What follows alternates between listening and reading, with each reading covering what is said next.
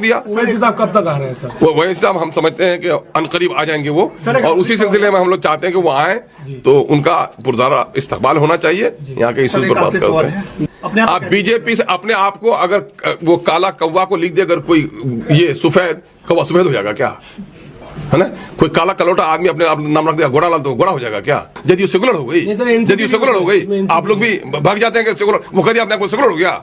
मैं खाना से कोई निकल के कहेगा कि मैं पंडित हूं, मैं मुल्ला हूं, तो मान लीजिएगा उसको। लौकी पर गिरे चाकू या चाकू पर गिरे लौकी, कटना है लौकी को। तो इसलिए हम लोग कर रहे हैं। अवैसी साहब एक बात अक्सर कहते हैं कि सेकुलरिज्म की सड़ी हुई लाश के लिए सिर्फ मेरा कंधा नहीं है, सेकुलरिज्म सबकी जरूरत है। इस मुल्क में मस्जिद के मीनारों की हिफाजत जरूरी है, तो मंदिर के कलश की भी जरूरी है। अच्छा, इम्तियाज जलील साहब धरना में बैठे हैं तो कोई नहीं है, ये एमआईएम का आदमी ही नहीं बैठता है भाई, है ना? कोई नहीं, तो हम लोग को कोई नहीं में नहीं, है ना? सब जगह ये लोग सिर्फ उन्माद फैला रहे हैं। इन लोगों को मुसलमान के नाम से चिढ़ है, मुस्लिम तहजीब से चिढ़ है, उर्दू जबान से चिढ़ है, लाल किला की फसील से चिढ़ है ना? तो मैं कहता हूं कि हिंदू नाम दिया हुआ भी किसका है?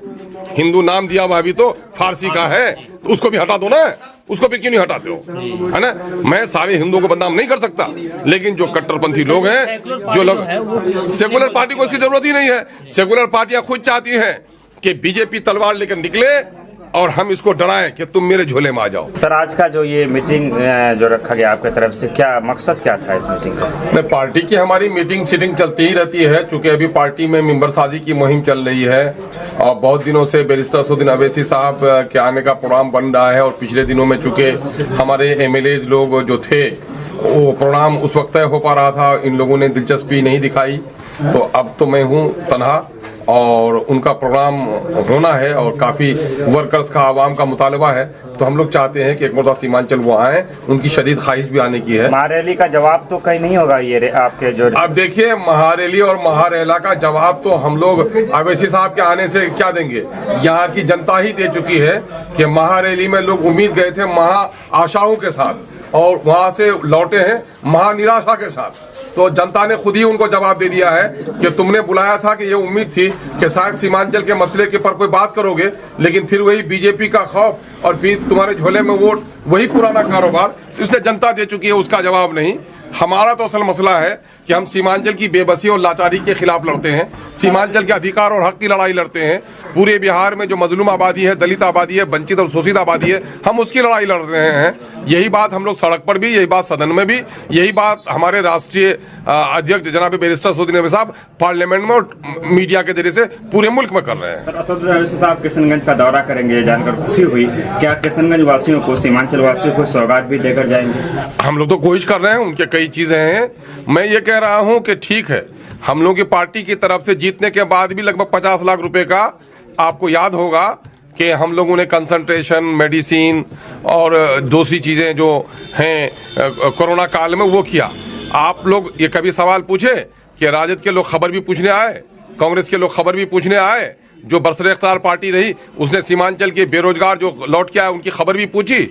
आपको मालूम होगा कि यहाँ पर जब सैलाब में डूबे लोग, तो करोड़ों का रिलीफ का काम किया, करोड़ों रुपए का यहाँ पर मेडिसिन कैंप लगाया। क्या इन लोगों ने किया?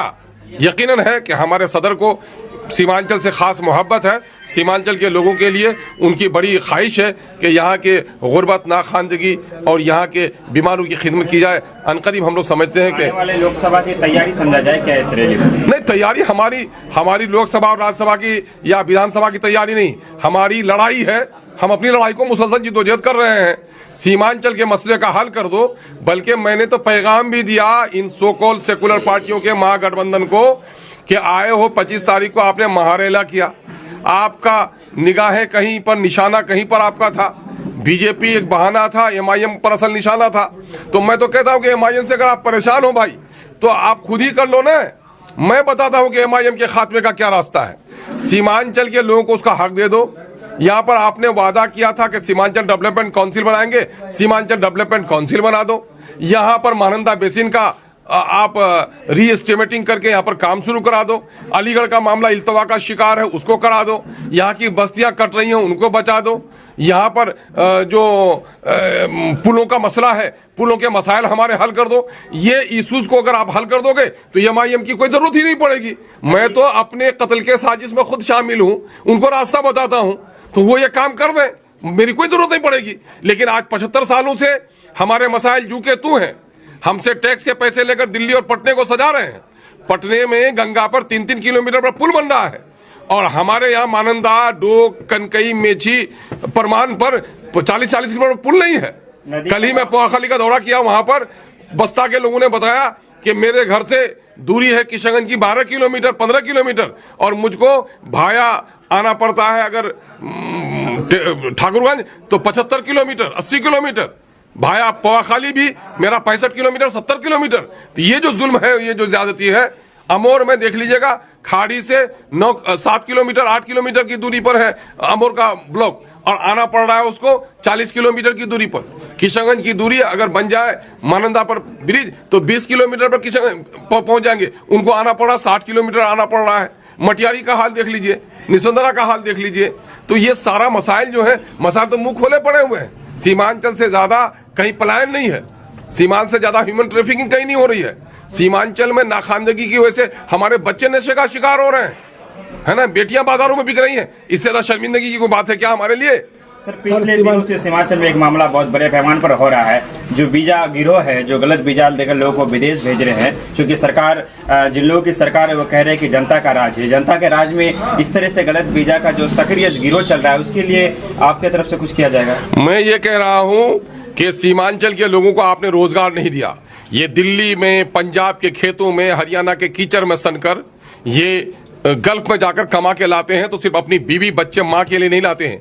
बिहार सरकार को 30% ये टैक्स देते हैं, तो टैक्स के पैसे से तो लेबर वेलफेयर